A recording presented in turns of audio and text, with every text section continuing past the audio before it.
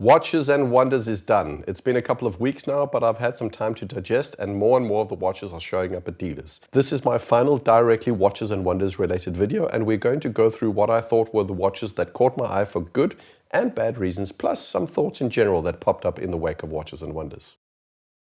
These are my WTF watches. Good or bad, but these are watches where I thought, what the hell is going on here? Rolex Day-Date Jigsaw Dial. Disclaimer, I have not seen this watch in the metal, but I've seen tons of Day-Dates, so here goes anyway. I get that Rolex is trying to be playful and whimsical. I get that if some famous person wears this watch, it will be a volcanic hype eruption. I also appreciate that part of this kind of watch is that it creates conversation and hype. This is supposed to turn heads and create headlines. In that regard, mission accomplished. Well done, Rolex. People are talking about it. But my God, I think it's ugly. To me, it reminds me of the Richard Mille Bonbon watches, which were some of the most hideous watches ever produced. The IWC Ingenieur.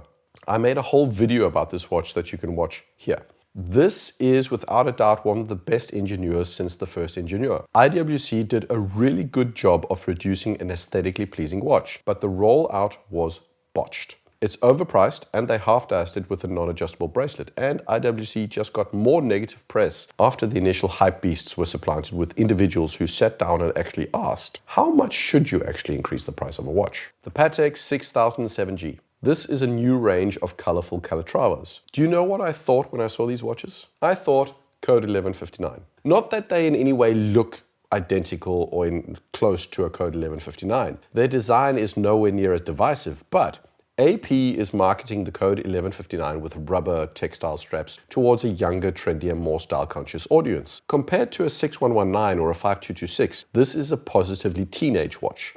The color, the extra millimeter over the 6119, the embossed textile strap. This is Patek trying not to look like an old fart and instead trying to appeal to a younger audience with one of their most mainstay iconic dress watches with a youthful style, sport-forward aesthetic. They look really good as far as I'm concerned. Whether Patek actually succeeds in this youthful rebranding, well, we'll see, but it's definitely a page out of the Code 1159 book. Grand Seiko Evolution 9 Collection Tentograph SLGC001. Does anybody speak Japanese out there? Does this name, Grand Seiko Evolution 9 Collection Tentograph, equate to like 2 syllables in Japanese? Because in English, it's just ridiculous. It reminds me of Idi Amin and his title, which apparently was His Excellency, President for Life, Field Marshal Al-Haji Dr. Idi Amin Dada, VC, DSO, MC, Lord of all the beasts of the earth and fishes of the sea and conqueror of the British Empire in Africa in general and Uganda in particular. Grand Seiko, work on your naming conventions, please, come on.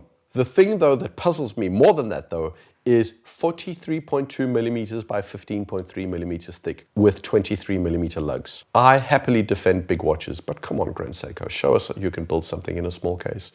Even a chronograph maybe? This seems like as good a time as any to remind you to subscribe. Also make sure to tell me in the comments what you thought were your WTF watches of Watches and Wonders and which were your wow watches. Write in the comments, let's get a conversation going, and also if you enjoy my content, be sure to subscribe. These are the watches that I think you should go down to your AD and take a look at immediately. Not necessarily buy them, that's a different story, but look at them. These are watches that are worth considering because they, in my mind, look so good. The JLC Reverso Duo Chronograph in steel. I will be doing a review of this particular watch. It's gorgeous. Reversos don't always get a lot of love from the broader community, but this one is special because of the thickness, 11.9 millimeters for a chrono. Are you paying attention, Grand Seiko? 2 dials, one clean, simple and stunning, one skeletonized, engineered and intricate. This is a grail. The Odysseus chronograph from Lang & Söhne. Disclaimer again, this is also not a watch that I've seen in the metal. Generally, I was not a big fan of the Odysseus, and for the most part, I'm still not. I dislike the bracelet with a passion. Having said that, the chronograph layout on this baby is stunning, and the implementation of the almost invisible chronograph pushes is genius as far as I'm concerned. I will likely never be able to afford this watch. Hell, I may never see it in the metal, although I know one person who has the means and access to buy one. You know who you are, buy it now so I can review it. But yeah, wow. That dial, that movement, and those pushes. That's a gorgeous watch. Santos Dumont in blue from Cartier. Also, only seen in pictures, but hey, the Santos Dumont is gorgeous and this skeletonized version is ridiculous. It's balanced, Blue and gold together is just gorgeous, and it has a little biplane. Just wow.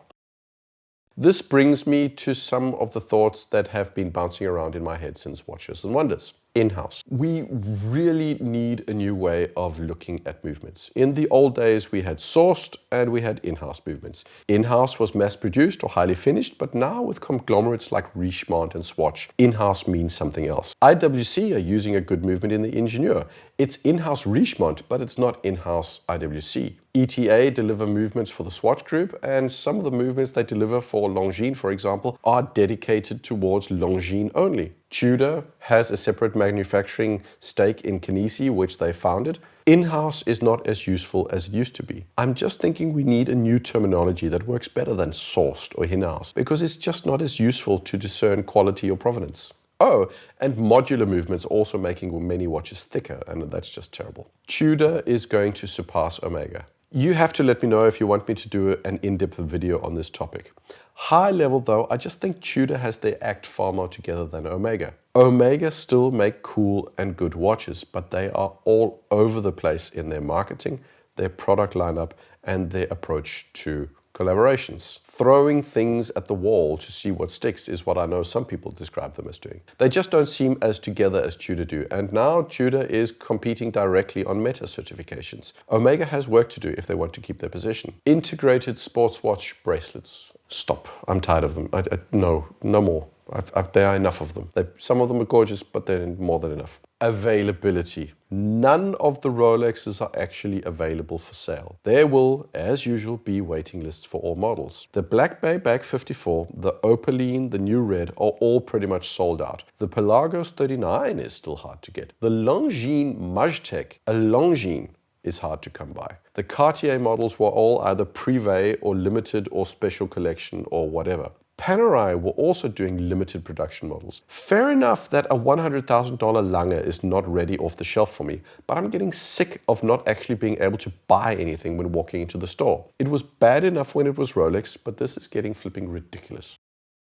Let me know what you thought was the best, the worst, and what your thoughts you have about the watch market post Watches and Wonders. Write in the comments, let's get a conversation going, and remember to subscribe. Like, subscribe. Cheers.